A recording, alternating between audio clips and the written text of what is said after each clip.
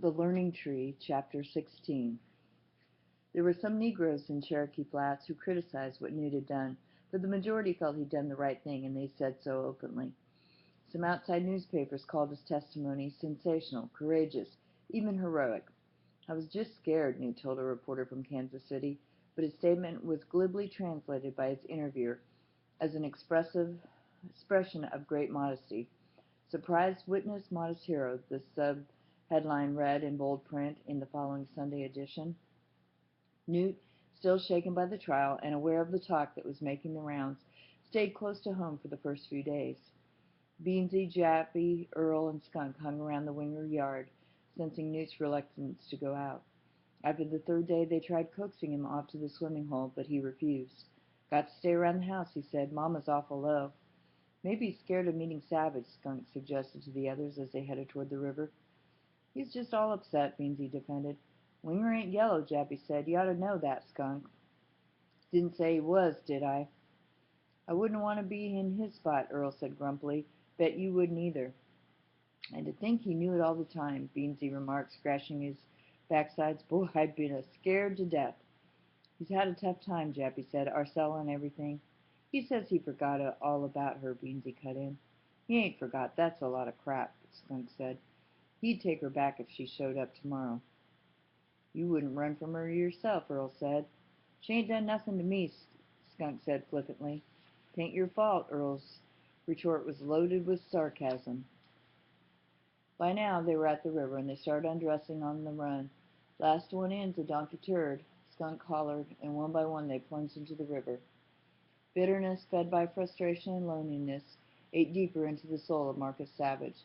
2 days after his father's death he stood by himself as they lowered the body into a pauper's grave on the far side of Candy Hill. Mag Pullens, Deacon Fuller, Chappie Logan, and Reverend Broadnap stood in the background watching. Broadnap had offered to say some last words, but Marcus had told the undertaker, "I don't want nobody praying over my old man. Nobody." And Broadnap, respecting his wishes, did his praying silently as the cheap box disappeared beneath the earth. "Okay, Chappie, let's get going," Marcus said, after taking a final look. He brushed by the others as if they weren't there, and made for Chappie's big dodge.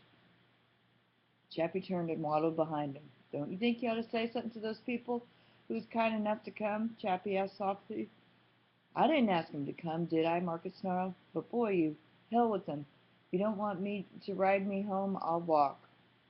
"Get in," Chappie said. As the others made their way to the undertaker's car, Mag Pullens moaned, "What can you do for a boy like that?" No one had an answer. Chappie and Marcus drove along without speaking. "I'm all by myself now," Marcus was thinking. "Ain't a caring soul caring if I live or die." And then he said aloud, "I know one thing. I'm going to get that Winger bastard." Chappie gave him a quick glance. "Aw, come on. You're doing all right now. Don't go fooling around and get yourself in a lot of trouble. He's the cause of my old man being in that grave right now." "Take my advice and stay out of trouble," Chappie said. "Want to stay at my place tonight?" They turned off the highway. "Nah, reckon not. You're welcome, you know. Want to get home. Got a lot of thinking to do for myself." Chappie was quiet after that. They drove on the last few blocks and stopped in front of the Savage shack. "Want tomorrow off?" Chappie asked. "Nah, bein' early." Marcus got out of the car, slammed the door, and walked off. Chappie sat watching him.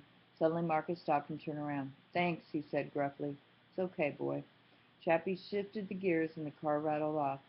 Marcus took off his coat and as he walked down the path between the rows of rusting junk. He pushed open the door of the shack and threw his coat to the floor, then stripped off the shirt and tie Chappie had given him for the burial. "The old man died without friends, and he got buried without 'em. That's probably the way he wanted it," Marcus mumbled. He threw the shirt and tie on the table and stood in the middle room for several minutes, a great loneliness seeping into him. There was nothing, no today, no tomorrow, not even a cursing drunken father any more. It was as though he were an abandoned piece of charcoal, dropped dead center of an empty, slow-turning world, one without people, air, light, dark, or sound. He wanted to cry, but he couldn't. Instead, he began laughing, and he laughed and laughed until tears rolled down his rough cheeks and his hot neck, and his arms crossed, and his fingernails cut into his skin until it bled. and he felt the blood and punctured flesh at his fingertips. He began at last to cry. On Friday of that same week, Earl drove his father's car to the Winger yard. Newt was sitting on the front porch, and Earl got out and came over to him. "Gotta drive over to Fulton to pick up a saddle for Pa.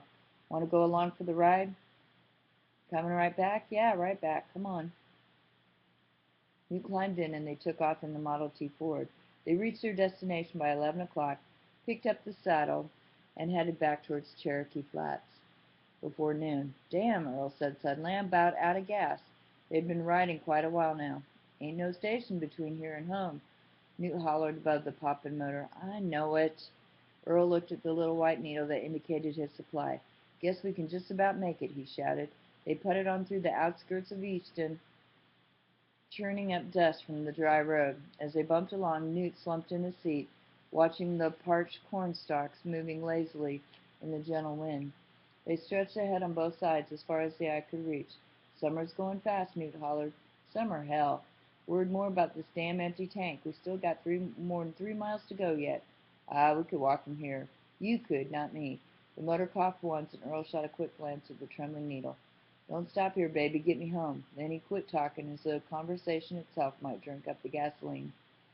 Newt welcomed Earl's quietness, for now he was thinking back 4 years to Big Mabel and the storm. His mind wandered over the corn and across the prairie to her grave on the slopes of Candy Hill, and reshaped the dust of her remains into the firm, rounded figure it once was.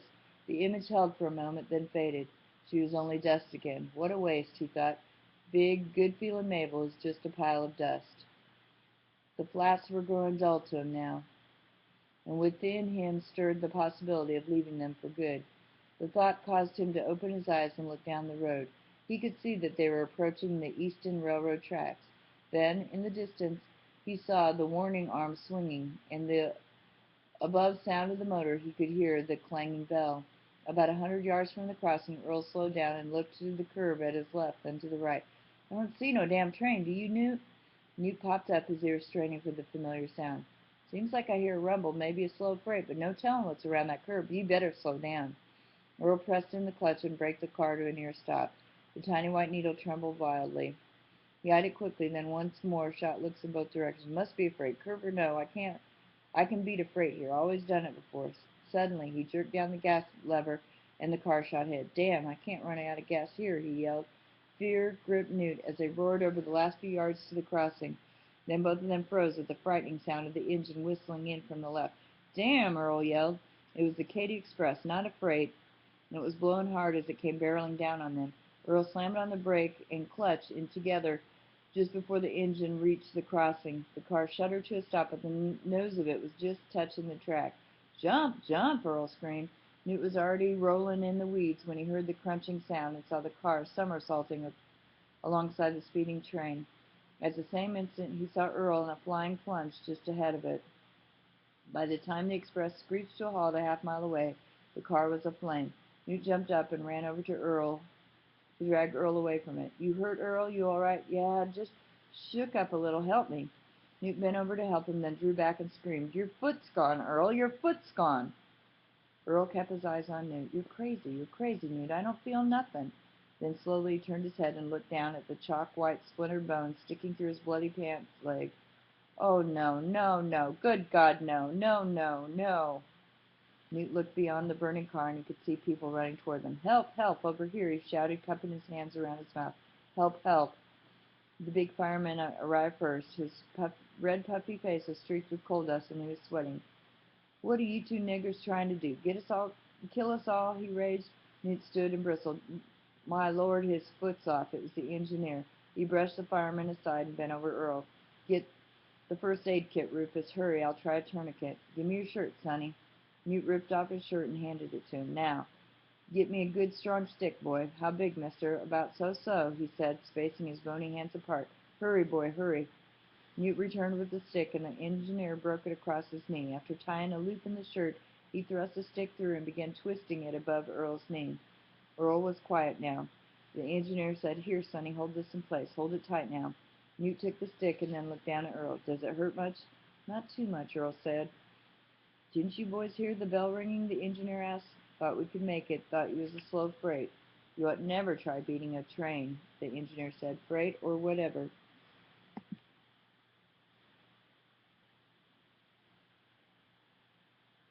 Newt was aware of more people around them. There were passengers from the train. A conductor began asking questions. What's your name, boy? Newt Winger. And his? Earl Thompson. Where you live? Cherokee Flats. Him too? Yep. Whose car was it? His. His paws. You heard any? No. A short, fat man in a checkered suit wearing rimless glasses without ear bars looked down at Earl's leg. He just kept looking with his mouth open. A tall, bird-like woman peered over the fat man's shoulders and turned white and grabbed him by the arm. Come, Gerald. How can you bear to look? They left and others closed in. You people have to stand back now, the engineer said. Give us some air. He turned to Newt. There a doctor close by, Sonny? Over at the flat. Doc Craven is about a mile and a half from here. He's got an ambulance. Well, you better run for him. I'll take the tourniquet now. Hurry on. The better part of an hour passed before Newt Doc Cravens pulled up in the makeshift Model T ambulance. Newt watched Doc fill a glass tube of liquid, attach a needle to it, and stick it above Earl's knee. That's a good tourniquet you tied here, Doc said, and he and the engineer nodded to each other. Then they lifted Earl into the ambulance. Newt got in beside him and closed the door. They were a good half-mile down the road before Earl spoke, and to Newt's surprise, he was grinning. Anybody back there ever bothered to look for my damn foot? He asked. Newt managed a weak smile, and looking down through the back window as they bounced down the road, he could see the express picking up speed. Suddenly it was out of sight. The warning arms stopped swinging, and he only saw smoke from the gutted Ford in the distance, curling slowly over the cornstalks and the desolate crossing. While Doc Cravens was operating, Newt sat in the waiting room, wrapped in a wrinkled intern's jacket, explaining the accident to Earl's parents. He mumbled the details in much the same way he had once related a bad dream to his mother, after running to her bedside in the dark of a wintry night. Throughout his disordered narration, he listened to Martha Thompson's soft crying, interspersed with the consoling voice of her husband Fred. After a long wait, Doc Cravens came. Earl's sleeping now, he said. His condition's serious, but he's going to be all right. He looked to Martha Thompson. I saved as much of the limb as possible, Martha. No sense in any of you worrying. What's done is done. His eyes moved to Fred. He's alive. Be thankful for that much. We are, believe me, we are. He should sleep through the night, so you better come back in the morning. He turned again to Martha. Remember, no worrying. They were leaving the hospital now. You taking Newt home? Fred asked. Yep. Got to calling Sarah. Haven't seen her since this morning. How's she doing? Fred asked. Seems to be holding her own. Well, good night. Come around in the morning after 8. After 8. It'll be that late before I can tell you anything. Fred put his arm around Martha's shoulder, and they walked slowly to their buckboard. He helped her in, untethered the horse, and climbed in beside her. As they rode off, Doc put his hand on Newt's shoulder. They watched the wagon as it disappeared in the darkness, and listened to the clomp-clomp of the horses' hooves and the creaking of the dried-out wheels. Mama any better, Doc? Newt asked. They looked at each other for a moment. Then Doc said, Your mother's in bad shape, Newt. You might as well know.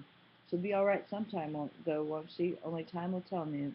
They went on to Doc's car, got in, and drove off. As they drove along, Newt wanted to ask more about his mother, but didn't know how to form the question. Too, there was an inner fear facing the fact she might be dying. So he contented himself with what little he'd been told, and he watched the road come up blurry and whitish from the edges of the country darkness. His mind shot back to Earl. It seemed ages since they'd started out that morning. Poor Earl, no more basketball for him, no swimming at Flynn's River, no more races over Candy Hill.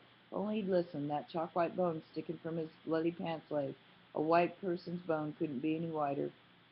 The car slowed. Two deer caught in the gleam of the headlamps stood transfixed, ready to leap toward their sudden brightness.